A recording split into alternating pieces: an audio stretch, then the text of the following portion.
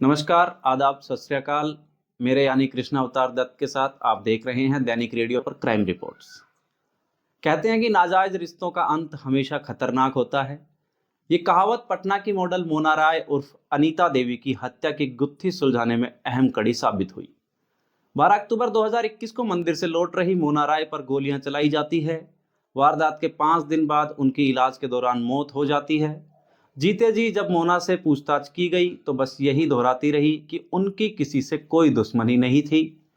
हालांकि जब जांच हुई तो रंजिशों विवादों की लंबी फहरिस्त सामने आई। पटना की मशहूर मॉडल मोना राय उर्फ अनीता देवी ने नवरात्रि का व्रत रखा था और वो रोज माता के दर्शन करने के लिए नजदीक के मंदिर जाया करती। उस रोज भी वो अपनी 12 साल की बेटी आरोही को लेकर स्कूटी से मंदिर गई थी। मोना राय दर्शन कर पटना के राजीव नगर की बसंत विहार कॉलोनी स्थित घर लौट रही थी। उन्होंने बेटी को स्कूटी से उतारा, जो चैनल गेट से अंदर जाने लगी। मोना बेटी को भेजने के बाद गाड़ी लगाने वाली थी। दरवाजा महज चंद कदमों की दूरी पर था कि अचानक 2 बाइक सवार उनके नजदीक आकर रुके। मोना कुछ पूछ पाती या कुछ समझ पाती, उससे पहले ही बाइक पर पीछे बैठे शख्स ने उन पर गोलियां दागनी शुरू कर दी। अब खून से लथपथ मोना वहीं गिर पड़ी, जिन्हें देखते ही बेटी ने सिहर कर चीखना शुरू कर दिया। बच्ची की चीखें और गोलियों की आवाजें सुनकर आस पड़ोस के लोग इकट्ठा हो गए। हमलावर फायरिंग कर भाग निकले। मोना दर्द से करा रही थी। उन्हें आनन फानन में नजदीकी प्राइवेट हॉस्पिटल ले जाया गया। अस्पताल वालों ने घटना की सूचना पुलिस को दी, जिसके बाद केस फाइल कर मामले की जांच शुरू हो गई। अब हर किसी का सवाल था कि एक घरेलू महिला और मामूली सी मॉडल मोना राय की किसी से ऐसी क्या दुश्मनी रही होगी जो उन पर इस बर्बरता से हमला करवाया गया। हमले में गोलियां मोना के शरीर के निचले हिस्सों पर लगी थी, जिससे उनकी किडनी डैमेज हो चुकी थी। प्राइवेट अस्पताल में सही इलाज ना मिलने पर उन्हें IGIMS अस्पताल, Indira Gandhi institute of medical science refer कर दिया गया, जहां उनकी सर्जरी हुई। मोना के होश में आते ही पटना पुलिस ने उनसे पूछताछ शुरू की। हालांकि मोना कराहती आवाज में बस यही कहती रही कि उनकी किसी से कोई दुश्मनी नहीं थी, ना ही उन्हें किसी पर शक है। अस्पताल में पुलिस के साथ साथ मोना राय से मिलने वालों की बड़ी लंबी भीड़ थी। इसी बीच पुलिस की नजर एक ऐसे शख्स पर पड़ी जो मोना से मिलने के लिए उतावला था। हालांकि मोना का परिवार उसे देखकर ज्यादा खुश नहीं था। पुलिस ने पूछताछ की तो सामने आया कि उस शख्स का नाम राजू है, जो शहर का नामी बिल्डर है। बीते लंबे समय से मोना और राजू के बीच नाजायज संबंध थे। राजू बिल्डर की हॉस्पिटल में मौजूदगी पुलिस के लिए मामले की अहम कड़ी साबित हुई। पुलिस ने जब हमला होने के अगले ही दिन राजू से पूछताछ की तो पता चला कि उसके बीते 9 साल से मोना से नाजायज संबंध है। दोनों की अक्सर मुलाकातें होती थी और इस बात की खबर दोनों के परिवार वालों को भी थी। रिश्ता सभी को खटकता था, लेकिन दोनों परिवार से लगातार अनबन के बावजूद भी वो दोनों साथ रहे। राजू बिल्डर ने मोना से रिश्ते की बात तो कबूल कर ली, लेकिन उसके तार हत्या से जुड़ते हुए नजर नहीं आ रहे थे। पुलिस ने राजू बिल्डर के राजीव नगर के चंद्र कुटीर अपार्टमेंट में स्थित किराए के फ्लैट पर छापा भी मारा, जहां वो मोना के साथ अक्सर अपना वक्त बिताया कर। घर में हत्या से जुड़ा कोई सुराग नहीं मिला, लेकिन शराब की बोतल मिलने से पुलिस ने उस पर शिकंजा कस दिया। दरअसल बिहार में शराब बैन है। ऐसे में अवैध शराब की खरीदारी करने और उसका सेवन करने पर पुलिस ने राजू बिल्डर के खिलाफ मामला दायर कर उसे गिरफ्तार कर लिया था। वहीं दूसरी तरफ मोना की हालत लगातार नाजुक बनी हुई थी। आए दिन मोना से पूछताछ होती थी, लेकिन नतीजे नहीं निकले। मोना ने भी राजू बिल्डर से रिश्ता होने की बात कबूली थी, लेकिन उन्हें राजू पर शक नहीं था। 5 दिन ही बीते थे कि 17 अक्टूबर की सुबह जिंदगी और मौत के बीच लड़ते हुए मोना ने दम तोड़ दिया। गोलियां उनकी किडनी को छलनी कर चुकी थी, जिससे पहले किडनी और फिर दूसरे अंगों ने धीरे धीरे काम करना बंद कर दिया। हमले का मामला अब हत्या के मामले में तब्दील हो चुका था। पटना बिहार की रहने वाली मोना राय उर्फ अनीता एक घरेलू महिला थी। उन्होंने फोटोकॉपी की दुकान चलाने वाले सुमन कुमार से शादी की थी, जिससे उन्हें 2 बच्चे आरोही और नैतिक हैं। साल 2012 के आसपास मोना राय की मुलाकात फुलवारी शरीफ में रहते हुए पड़ोस में रहने वाले अमीर राजू बिल्डर से हुई। राजू शादीशुदा थे, उनका एक बेटा भी था। दोनों में मुलाकातें बढ़ने लगी और समय के साथ साथ दोनों का नाजायज रिश्ता भी पनपने लगा। राजू बिल्डर से मिलने के बाद मोना का रहन सहन बदलने लगा था। मिडिल क्लास मोना राजू से मिलकर खर्चीली हो गई थी। बच्चों का दाखिला महंगे स्कूल में करवा दिया था और खुद भी मॉडलिंग करने लगी थी। साल 2020 में उन्होंने मिसेज बिहार पेजेंट में भी हिस्सा लिया और टॉप 3 फाइनलिस्ट में रही। इसके बाद से ही उन्हें कई मॉडलिंग प्रोजेक्ट मिलने लगे थे। मॉडलिंग वर्ल्ड से जुड़ने के बाद उन्होंने अपना नाम अनीता देवी से बदलकर मोना राय कर लिया था। मोना ने मिस ग्लोबल बिहार में भी हिस्सा लिया था, जिसमें उन्हें बेस्ट आई का टैग मिला था। मोना और राजू की बढ़ती मुलाकातें ज्यादा दिनों तक उनके परिवार वालों से छिपी नहीं रही। दोनों के परिवार को उनके नाजायज रिश्ते से काफी आपत्ति थी।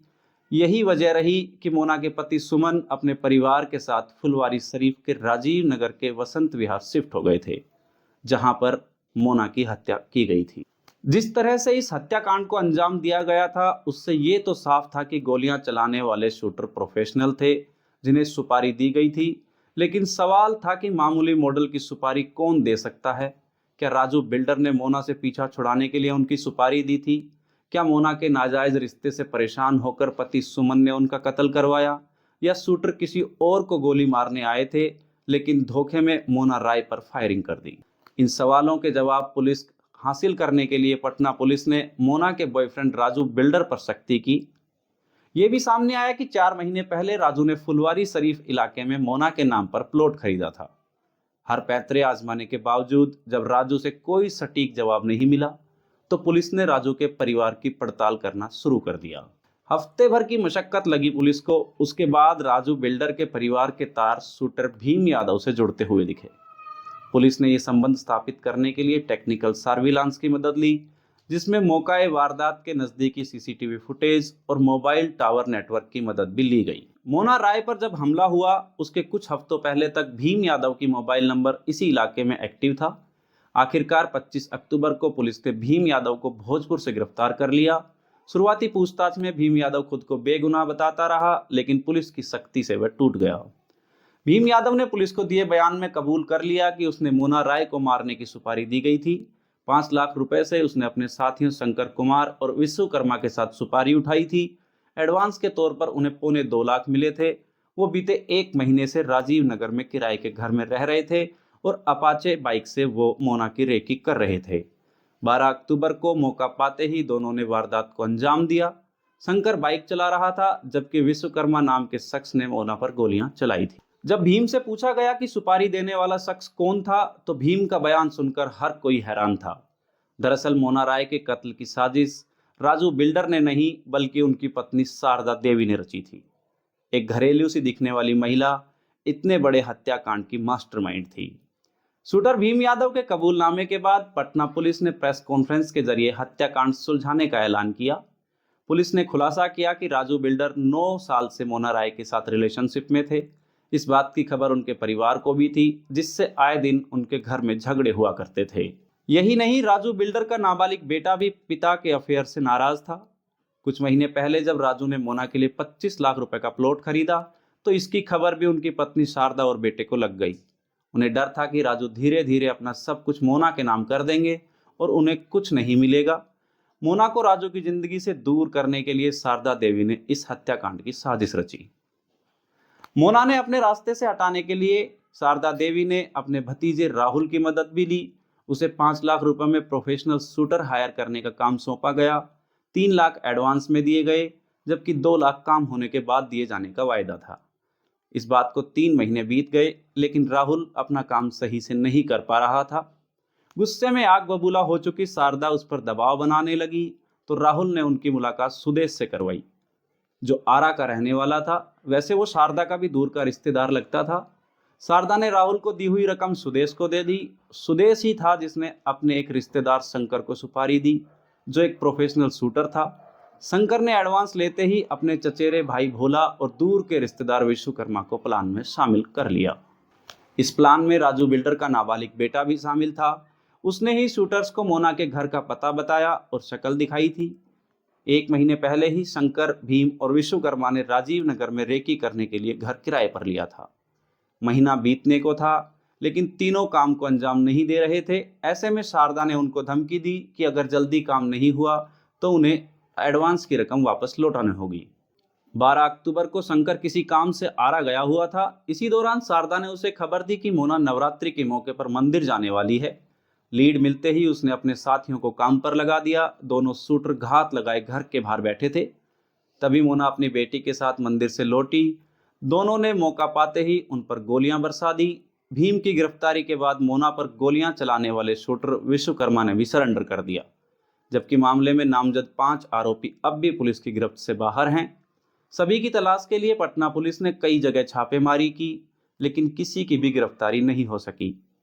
अब मोना राय हत्याकांड में मास्टरमाइंड शारदा देवी गिरफ्तार नहीं हो सकी है। शारदा देवी और अन्य आरोपी फरार बताए जा रहे हैं। उनकी कुर्की अर्थात उनकी प्रॉपर्टी को सरकारी तौर पर जब्त कर लिया गया है, क्योंकि ये मामला अभी भी कोर्ट में है। अब सवाल ये उठता है कि नाजायज संबंधों की आड़ में अक्सर अपराध अपने तरीके से नई श्रेणी में जन्म लेते हैं। हम अपने लिए अपने परिवार तक को जोखिम में डाल देते हैं। ऐसी ही कुछ कहानी थी आज की मोना राय की, जो अनीता देवी से मोना राय बनी। पैसों का हाव भाव देखकर खर्चीली बनी, मॉडलिंग की दुनिया में कदम रखा, पति से वफादारी छोड़कर अपने मासूक से वफादारी करने लगी, और उसका अंजाम हुआ कि उसके मासूक की पत्नी ने ही उनका कत्ल करा दिया। ये थी आज की एक नई कहानी। अगली कहानी के साथ फिर हाजिर होऊंगा, मेरे यानी कृष्णा अवतार दत्त के साथ। आप देख रहे थे दैनिक रेडियो पर क्राइम रिपोर्ट्स। नमस्कार, धन्यवाद।